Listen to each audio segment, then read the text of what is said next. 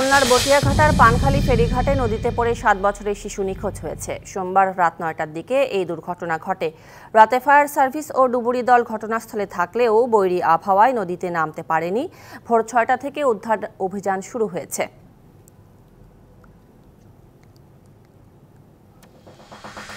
জয়পুরহাটে van চালক আবু সালাম হত্যা মামলায় 3 জনের মৃত্যুদণ্ডের আদেশ দিয়েছে আদালত। একই সঙ্গে তাদের প্রত্যেককে 50,000 টাকা করে জরিমানা করা হয়। দুপুরে অতিরিক্ত দায়রা জজ আদালতের বিচারক নুরুল ইসলাম এই রায় দেন। হবিগঞ্জে 7 মাসের বকেয়া বেতন ও বোনাস পরিশোধের দাবিতে অবস্থান ধর্মঘট ও মানববন্ধন করেছেন 5টি চা বাগানের কর্মচারীরা। দুপুরে চুনারুঘাটের দেওয়েন্দি চা বাগানে বাংলাদেশ টি এস্টেট স্টাফ অ্যাসোসিয়েশনের ব্যানারে কর্মসূচির আয়োজন করা হয়। 1, 2, 3 ঢাকায় জমি জিতে নিন 100% ক্যাশব্যাক সহ 20 কোটি টাকার পুরস্কার।